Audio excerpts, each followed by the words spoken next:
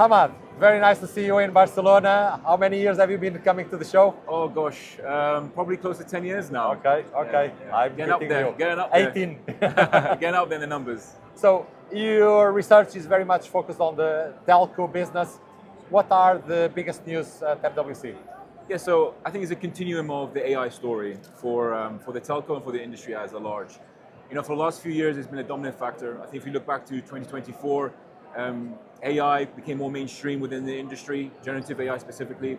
Go back to last year, 2025, I think agentic AI really became the main theme and the main topic area for the telecom industry and for all industries at large. This year, I feel the pivot now is towards inferencing, sovereign AI, and how can the telcos really lean into it? Is there a home for the telcos, a natural home for the telco in the overall AI value chain? This is where there could be a window of opportunity for the telcos.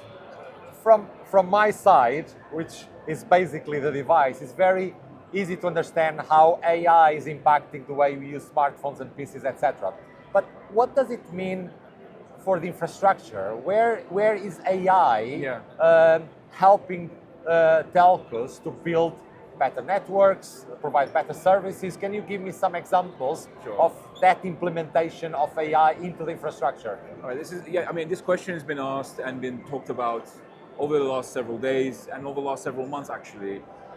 So far, when we think about the telcos with AI, it's all about the inward looking, right? How can we use AI to support the telcos internally? Thinking about network optimization, employee productivity, looking at improving the IT, OSS and BSS, customer experience platforms, etc. But now we are at that point of pivot whereby telcos are now asking the question, how can we now enable AI?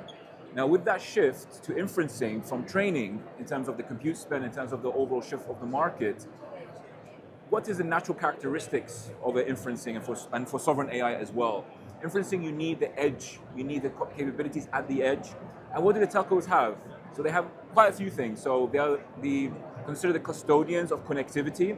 They are in charge of critical infrastructure in their respective countries and even some regions.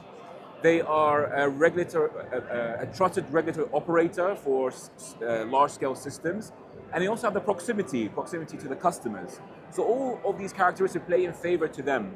So what does that mean in terms of sovereign AI, right? So that's the inferencing story. In terms of sovereign AI, obviously within the nature of the geopolitical landscape, sovereign AI has now critical at the moment, indeed. And this is also a key topical point that we're facing, we're discussing with the operators in terms of, okay, how do they lean into that? As they are localized, as they're heavily regulated industry to the governments and to provide critical connectivity, critical infrastructure to those particular countries, can they also lean into sovereign AI?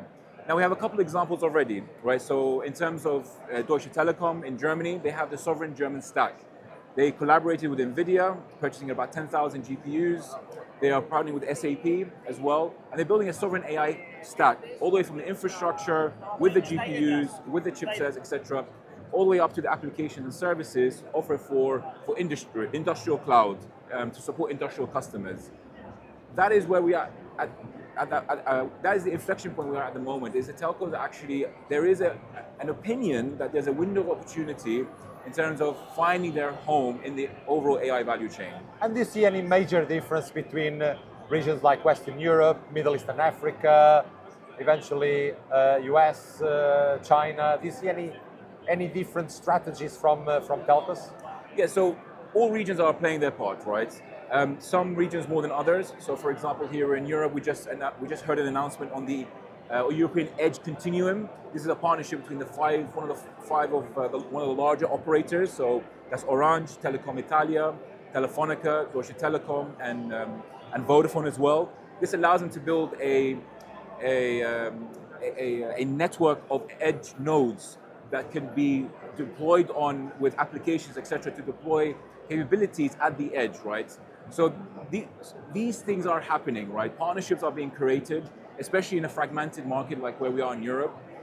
These things are happening, but they're happening in the Middle East. You're seeing STC, Etisalat, Ooredoo really leaning in. In the US, Verizon and North America and Canada, and Bell as well. They're also looking at sovereign AI and AI factories as a whole. So yes, this is a global phenomenon. Yeah. Excellent. Thank you very much. Very welcome. And enjoy the rest of the show. Thank you, Francisco. Thank you.